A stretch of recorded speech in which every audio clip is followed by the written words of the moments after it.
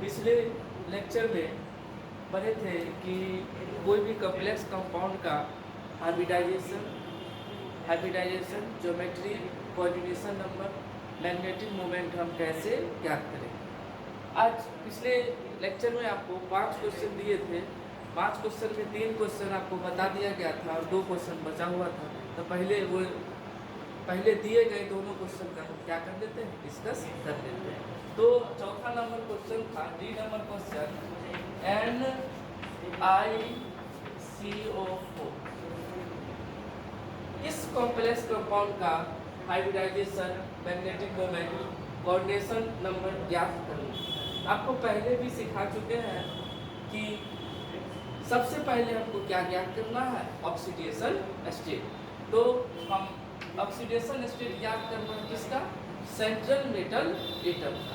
अब यहाँ पर हम मान लेते हैं let oxidation state of nickel is X। हम मान लिए कि निकेल का ऑक्सीकरण अवस्था क्या है, X। तो X और CO कार्बोनिक न्यूट्रल लिगेंड है। तो इसका चार्ज आवेश कितना, 0, बोलिए 4 बराबर 0, तो X बराबर 0। तो यहाँ पे आया कि निकेल का ऑक्सीकरण अवस्था, ऑक्सीडेशन स्टेट क्या, 0।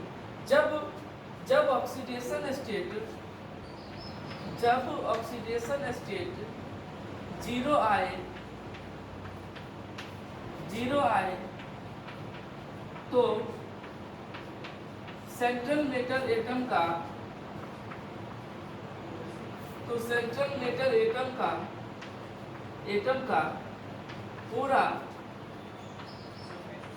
पूरा इलेक्ट्रॉनिक विन्यास, पूरा इलेक्ट्रॉनिक कॉन्फ़िगरेशन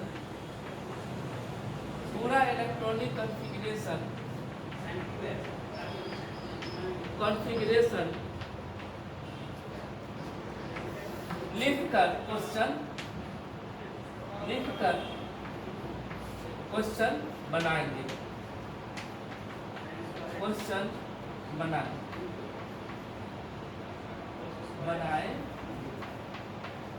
मेरे बोलने का मतलब ये है कि अगर कोई भी कॉम्प्लेक्स कंपाउंड का हमको हाइब्रिडाइजेशन, ज्योमेट्री ज्ञात करना हो, अगर ऑक्सीडेशन स्टेट 0 आ जाए तो हमको क्या करना है कि सेंट्रल मेटल एटम का पूरा इलेक्ट्रॉनिक कॉन्फ़िगरेशन लिखकर क्वेश्चन को बनाना।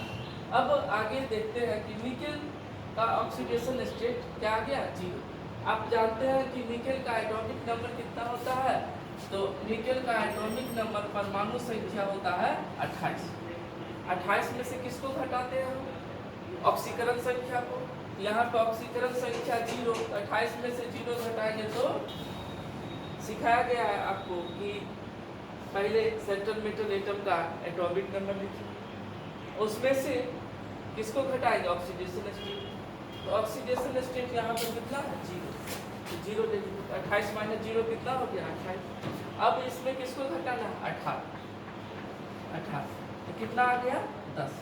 जैसे ही 10 आया आपको सिखा चुके हैं कि क्या लिख देना है, 3D10। लेकिन ये क्या हो जाएंगे, गलत इसलिए हो जाएंगे क्योंकि आपको सिखाए हैं कि जब ऑक्सीडेशन स्टेट 0 आए तो इस वाले नियम का पालन नहीं करना है। इसका क्या करना है कि पूरा सेंट्रल मेटल एटम का इलेक्ट्रॉनिक कॉन्फ़िगरेशन लिखकर क्वेश्चन को बनाना। इसको मिटा देते हैं कि जब ऑक्सीडेशन स्टेट 0 आए तो इसका प्रयोग हम नहीं करेंगे। निकेल का इलेक्ट्रॉनिक कॉन्फ़िगरेशन लिखते हैं, सभी लोगों को आता है, 1s 2s 2p 3s 3p 4s 3d। तो निकेल का एटॉमिक नंबर 28 है, तो कितने इलेक्ट्रॉन इसके पास, 28। तो 2 2 4 6 4 10 2 12 18 2 20 8। यहाँ तक 18 इलेक्ट्रॉन है, 2 2 4 6 4 10 2 12 6 18। और आर्गन का एटॉमिक नंबर कितना होता है, 18, 4s2 3d। आप निकेल का इलेक्ट्रॉनिक विन्यास दो तरीके से लिख सकते हैं, एक तरीका ये भी है और एक तरीका ये भी है। अब यहाँ पे देखिए, यहाँ पर क्या है 4s और 3d। तो 3d में कितने इलेक्ट्रॉन हैं 8। तो 3d 1 2 3 4 8 इलेक्ट्रॉन, तो 8 को 3d 8 और 4s 2। 4s के बाद क्या होंगे 4।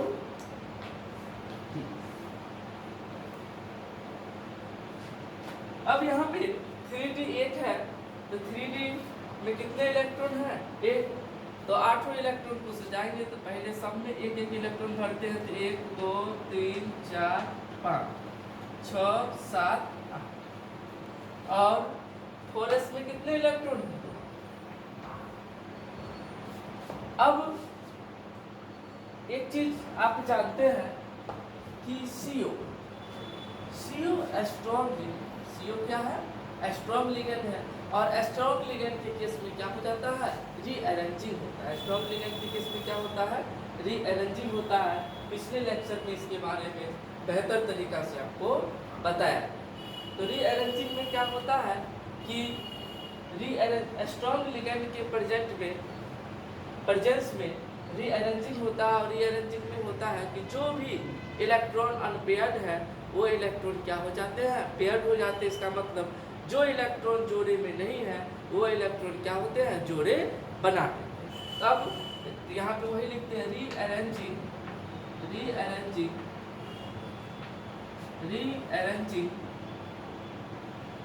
in presence of a strong ligand।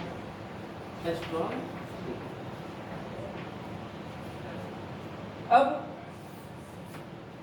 Strong ligand के केस में क्या होंगे रीअरेंजिंग होंगे। तो यहाँ पर क्या है 3d 8, तो 3d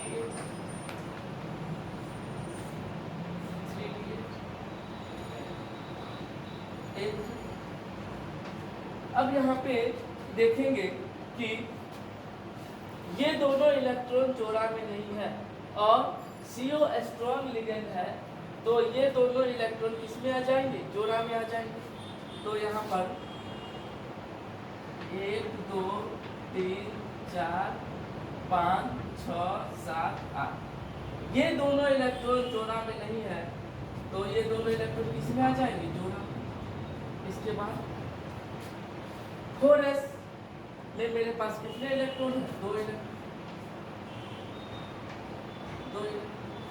अब हमारे पास 3d में एक ऑर्बिटल खाली है, तो ये दोनों इलेक्ट्रॉन इस ऑर्बिटल में आ जाएंगे।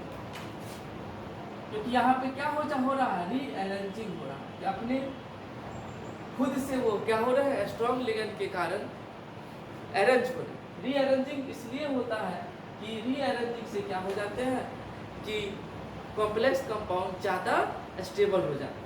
तो ये यहाँ पे आ जाएंगे और उसके बाद 4s 4। आपको बता दिए गए हैं कि जितने वैकेंट ऑर्बिटल होते हैं वैकेंट ऑर्बिटल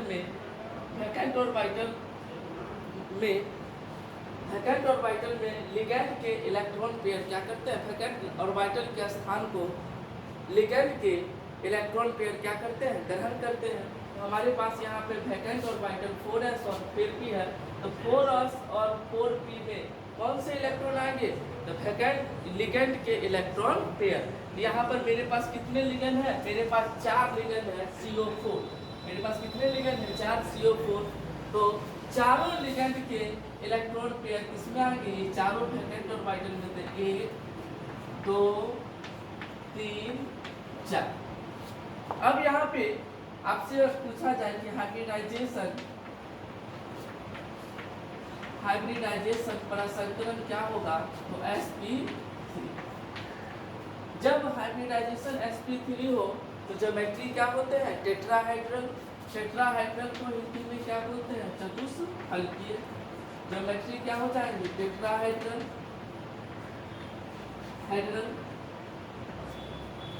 अब जब अनपेयर्ड इलेक्ट्रॉन हो तो कॉम्प्लेक्स कंपाउंड का नेचर क्या होता है? पैरामैग्नेटिक। तो यहाँ पर क्या है? पैरामैग्नेटिक। कॉम्प्लेक्स कंपाउंड क्या है? कॉम्प्लेक्स कंपाउंड में अनपेयर्ड इलेक्ट्रॉन है, तो कॉम्प्लेक्स कंपाउंड क्या है? पैरामैग्नेटिक। मैग्नेटिक। अनपेयर्ड इलेक्ट्रॉन कितने हैं?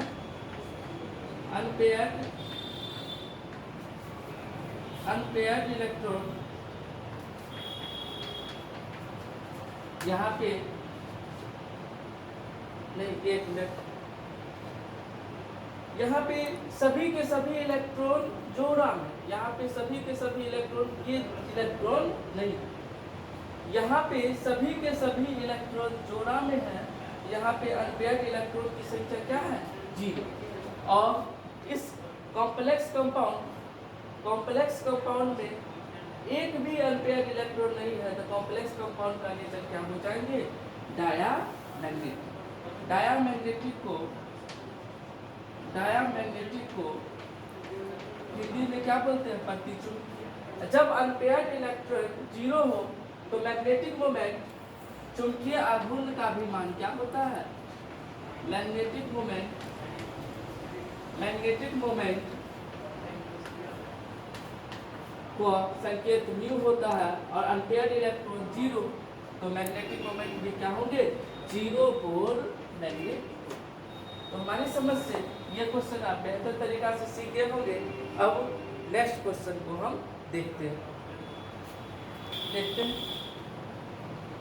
Next question, CO NH3 6-।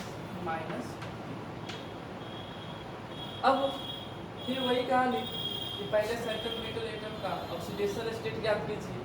तो लेट ऑक्सीडेशन स्टेट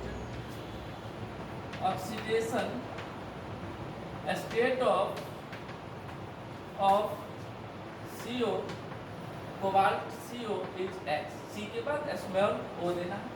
X आप जानते हैं कि NH3 का चार्ज 0 होता है, NH3 न्यूट्रल लिगेंड है, बराबर -3। तो X बराबर कितना आ गया? अब यहाँ पे कोबाल्ट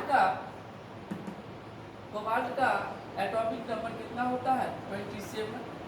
27 में से ऑक्सीडेशन स्टेट को घटाते हैं तो 27 - 3 24, और इसमें किसको घटाते हैं? 24 में से 18 को घटाते हैं। 24 - 18 6। अब जैसे ही 6 आया दिमाग में सेट हो जाना है क्या? 3d6। जैसे ही 6 आया दिमाग में सेट हो जाना है 3d6। अब 3d6, तो यहाँ पे 3d6 4s और 4।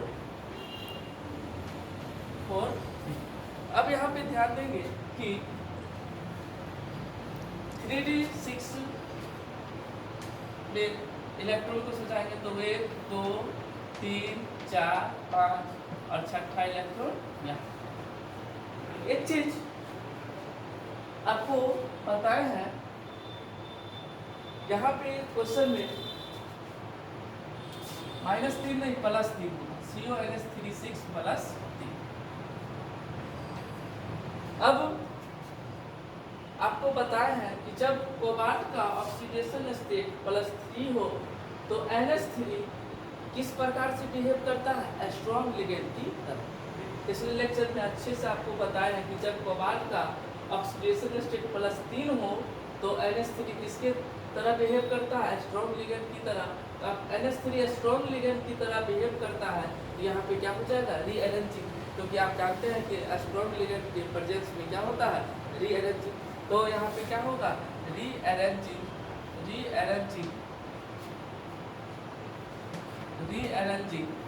in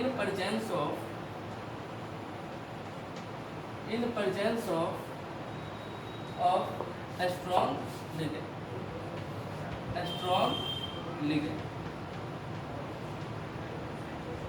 तो रीअरेंजिंग में क्या होगा? बहुत सिंपल है। यहाँ पे जो इलेक्ट्रॉन जोड़ा में नहीं है वो इलेक्ट्रॉन जोड़ा में जोड़ा बना देंगे।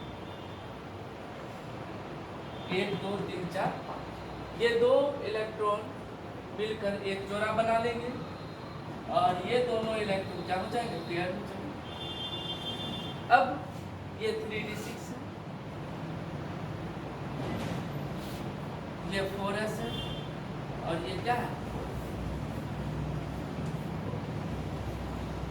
मेरे पास कितने लिगेंड है, मेरे पास 6 लिगेंड है, NH3 6।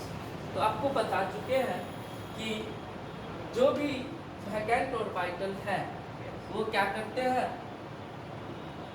हाइब्रिडाइजेशन।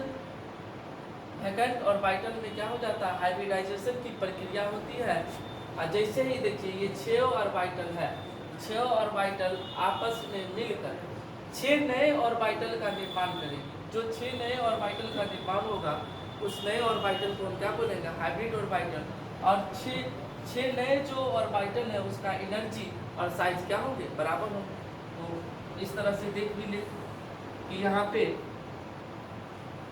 ये 3D का 3 ऑर्बिटल पेयर्ड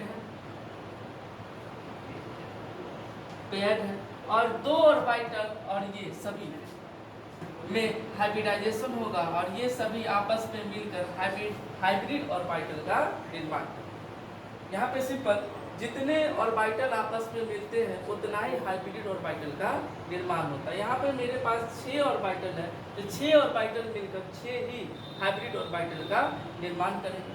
यहाँ पे 6 हाइब्रिड ऑर्बिटल का निर्माण हो जाएगा। 1 2 3 4 5 6 1 2 3 4 5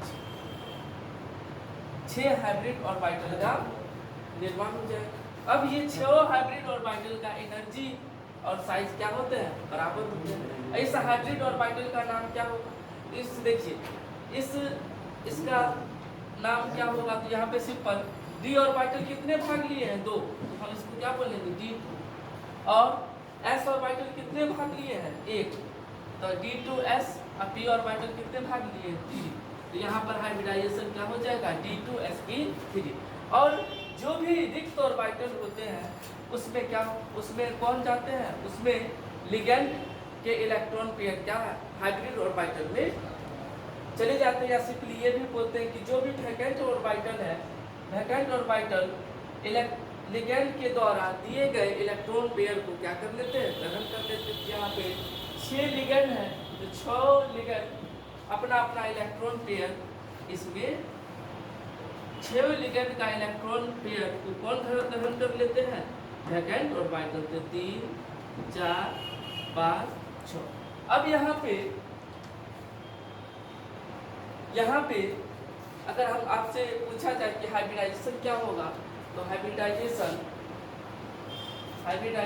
को हिंदी में बोलते हैं परासंकरण। तो हाइब्रिडाइजेशन यहाँ पे हो जाएगा d2sp3 d2sp। अब एक चीज और अभी तुरंत इसके बारे में बताएंगे कि जब हाइब्रिडाइजेशन में 3D ऑर्बिटल के कक्षक भाग ले उसको हम क्या बोलते हैं, इनर ऑर्बिटल कॉम्प्लेक्स। क्या बोलते हैं, इनर ऑर्बिटल कॉम्प्लेक्स। तो यहाँ पे देखते हैं कि हाइब्रिडाइजेशन में 3D हाइब्रिडाइजेशन में 3D के ऑर्बिटल भाग लिए, 3D के 2 ऑर्बिटल भाग लिए। तो जब हाइब्रिडाइजेशन में 3D के ऑर्बिटल भाग ले तो उसको हम क्या बोलते हैं, इनर। तो यहाँ पे लिख देते हैं इनर। एक चीज हमेशा ध्यान देना है कि जब हाइब्रिडाइजेशन में 3D के ऑर्बिटल भाग ले तो उसको हम क्या बोलेंगे, इनर ऑर्बिटल कॉम्प्लेक्स। का जब हाइब्रिडाइजेशन में 4D के ऑर्बिटल भाग ले तो उसको हम क्या बोलेंगे, आउटर ऑर्बिटल कॉम्प्लेक्स। अब इसका ज्योमेट्री क्या हो जाएगा, ज्योमेट्री हो जाएगा तो d2sp3 का ज्योमेट्री आपको बता चुके हैं कि क्या होता है, ऑक्टाहेड्रल अष्टफलकीय। अब इसकी प्रकृति क्या हो जाएगी, तो प्रकृति क्या, यहाँ पे अनपेयर्ड इलेक्ट्रॉन है यहाँ पे एक भी अनपेयर्ड इलेक्ट्रॉन नहीं है, सभी के सभी इलेक्ट्रॉन जोड़े में है, सभी के सभी इलेक्ट्रॉन पेयर्ड है। इसकी प्रकृति क्या हो जाएगी? डायामैग्नेटिक। और आप जानते हैं कि डायामैग्नेटिक का मैग्नेटिक मोमेंट क्या होता है? मैग्नेटिक मोमेंट डायामैग्नेटिक का क्या होता है? शून्य होता है। और तो एक चीज ये क्लियर हो गया। एक चीज इसको पहले मिटा देते हैं, फिर आगे बढ़ते हैं। यदि संकरण हाइब्रिडाइजेशन में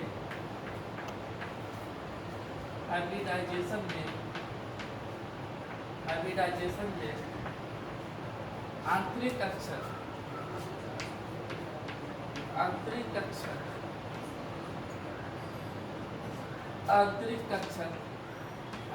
कक्षक को इंग्लिश में बोला जाता है इनर ऑर्बिटल। आंतरिक कक्षक 3D प्रयुक्त हो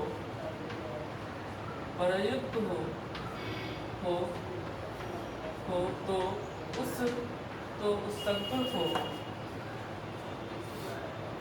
संकुल को इंग्लिश में कॉम्प्लेक्स कहते हैं। उस संकुल को इनर ऑर्बिटल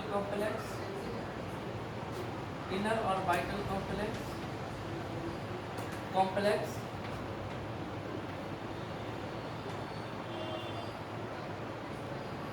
या लो स्पीड कॉम्प्लेक्स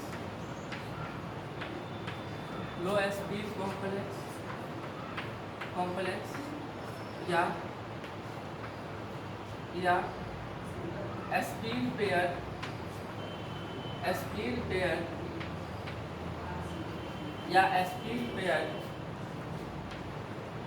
कॉम्प्लेक्स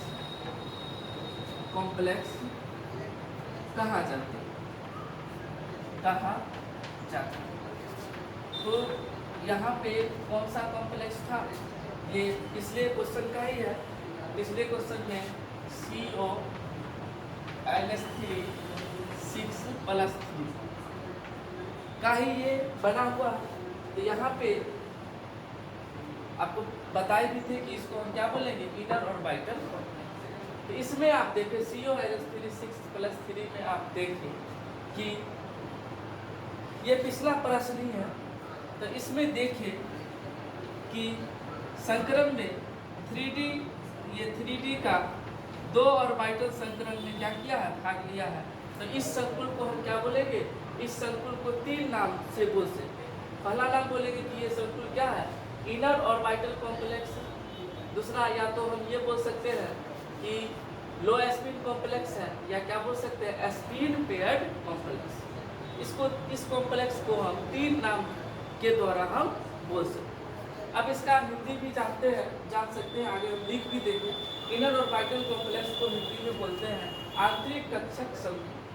लो स्पिन कॉम्प्लेक्स को क्या बोलते हैं? निम्न परचक्रण संकुल। और स्पिन पेयर्ड कॉम्प्लेक्स को क्या बोलते हैं? परचक्रण युग्मित संकुल। इसी तरह यदि संकरण में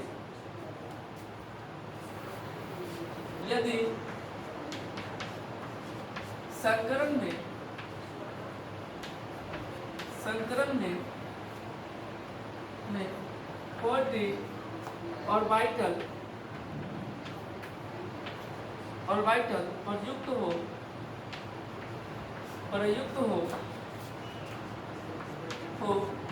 तो इस प्रकार के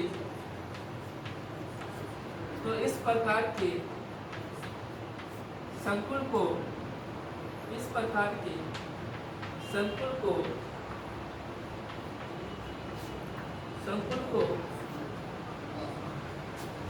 outer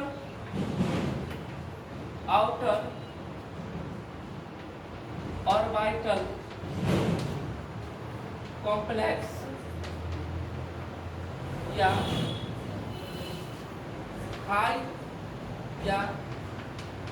speed complex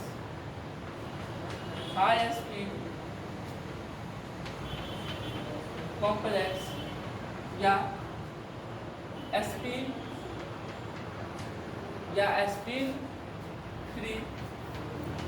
free complex कहा जाता है, कॉम्प्लेक्स कहा जाता है। आपके शायद फर्स्ट या सेकंड क्वेश्चन में जो अभी 5 क्वेश्चन करा है उसमें सेकंड क्वेश्चन शायद आपका COF6 है। तो COF6 में संकलन में कौन सा ऑर्बिटल भाग लेते हैं, 4d ऑर्बिटल, तो उसका उस कॉम्प्लेक्स कंपाउंड को हम क्या बोलेंगे, आउटर ऑर्बिटल कॉम्प्लेक्स। एक बार ध्यान दीजिए कि अगर आपके सेकंड क्वेश्चन 5 क्वेश्चन अभी कराए हैं, 5 क्वेश्चन में से सेकंड क्वेश्चन में COF6 वाला क्वेश्चन है, उसमें हाइब्रिडाइजेशन में 4d ऑर्बिटल भाग लिए हैं, तो उस ऑर्बिटल को क्या बोलेगा, आउटर ऑर्बिटल कॉम्प्लेक्स। तो एक चीज कि जब हाइब्रिडाइजेशन में 4d ऑर्बिटल भाग ले तो उस कॉम्प्लेक्स कंपाउंड को भी 3 नाम से जानते हैं। एक नाम है आउटर ऑर्बिटल कॉम्प्लेक्स, दूसरा नाम है हाई स्पिन कॉम्प्लेक्स, तीसरा नाम है स्पिन फ्री कॉम्प्लेक्स। आप सभी का हिंदी भी हम लिख देते हैं आपको। तो सबसे पहले है कि इनर ऑर्बिटल कॉम्प्लेक्स को हम बोलते हैं आंतरिक कक्षक संकुल। आउटर ऑर्बिटल कॉम्प्लेक्स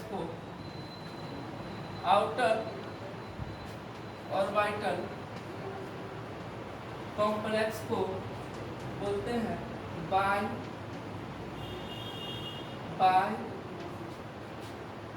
कक्षक संकुल। हाई स्पिन कॉम्प्लेक्स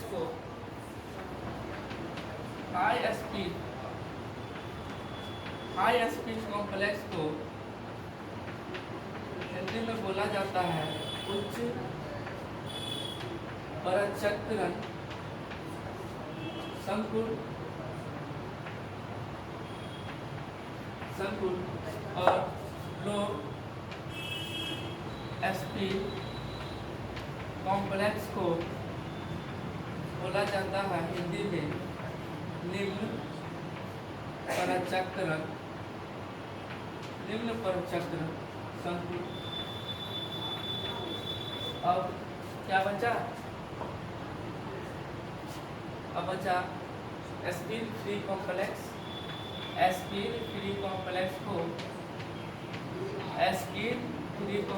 को बोला जाता है परचक्रण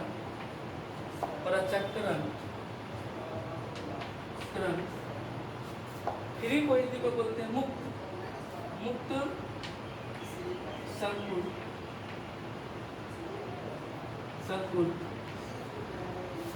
और स्पिन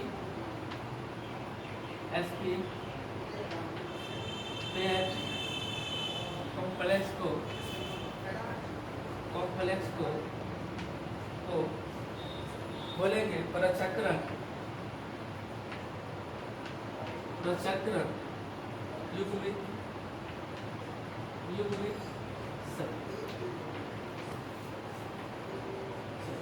अब नेक्स्ट क्लास में आगे बढ़ेंगे।